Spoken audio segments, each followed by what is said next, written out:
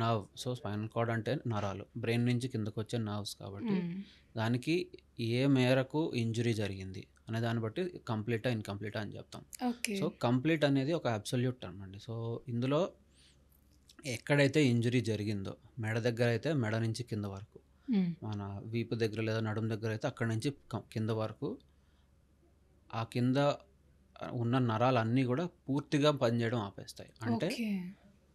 కాళ్ళల్లో మూమెంట్స్ ఉండవు.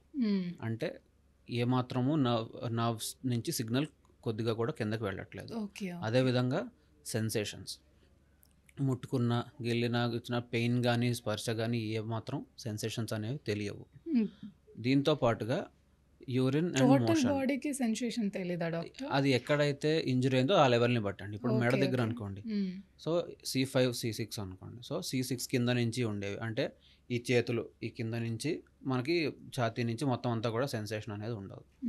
సో అలాగే మన దగ్గర థొరాసిక్ లెవెల్ అంటే ఈ మధ్యలో ఛాతీ దగ్గర ఫ్రాక్చర్ అయింది అనుకోండి, ఆ కింద నుంచి మనకి అబ్డోమెన్, కాళ్ళు, వీటన్నిటిలో కూడా సెన్సేషన్స్ అనేవి ఓకే. ఉండకపోతే, ఓకే. పూర్తిగా సెన్సేషన్స్ ఉండవు, ఏమాత్రం మూమెంట్ కూడా ఉండవు. దాంతో పాటుగా చాలా ముఖ్యమైనది ఏంటంటే యూరిన్ ఇంకా మోషన్ మీద కంట్రోల్ ఉండదు, దాని సెన్సేషన్ కూడా తెలియదు.